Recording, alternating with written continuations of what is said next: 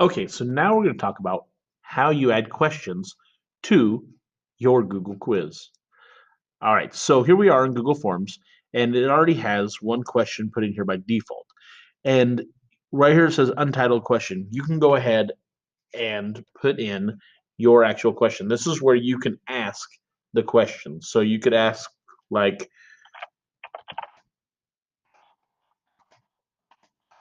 what color is the sky? Okay.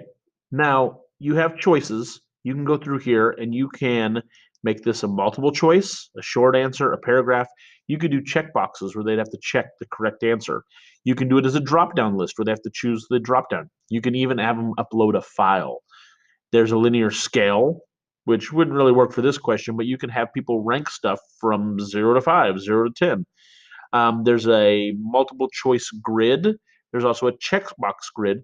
There's also the option to have time and date included. So if you're doing a type of quiz where you want the date on it, you want what time they finished it on there, you can actually make that a question on your quiz. So it works out pretty well. That is the different types of questions that you can have. In this case, we'll just do a quick multiple choice one on this, and we'll say yellow is option 1, blue is option 2, red is option 3, and pink is going to be our fourth option. You can go down through there. You can even click add other, and it'll pop up a place for other.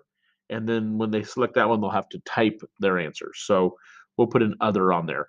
And that is how we make our question. Now, if you notice down here at the bottom, it says answer key.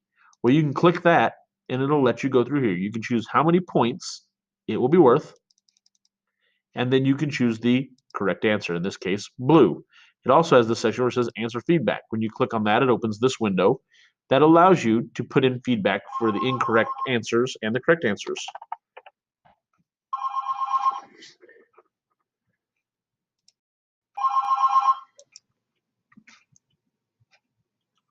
All right, and you can even put in sentences for your correct answers, like nice job or an explanation. This is a great place where you can explain to students what they did wrong, how they should have thought about it, what they could go right. You can even include a link to a resource that you can put in there. So, for example, I could put in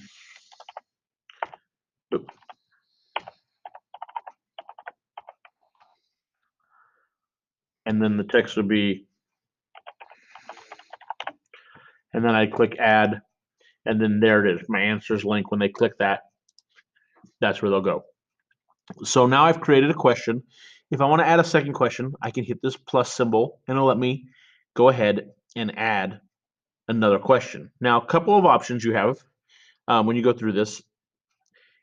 You go back to edit question down here to get out of your answer key, and notice it has this mark here where you can actually add an image. And you can go out here, you can do it by uploading an image, you can take a snapshot, and it'll let you take that. I haven't uploaded the Flash player, so let me do that, but I can go to a URL. I can search my personal albums that I have.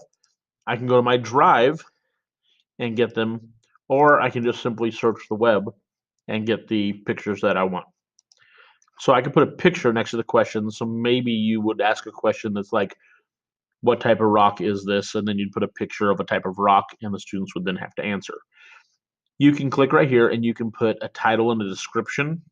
It just puts it in there, and then you put a title and description for whatever comes next, so that you would have a section, title, and description. You can put in an image. You can even link to a YouTube video. However, on student devices in Gilmer County, if you link to the YouTube video, it will not play for them. So you have to keep that in mind, that it does interfere with your ability to do that.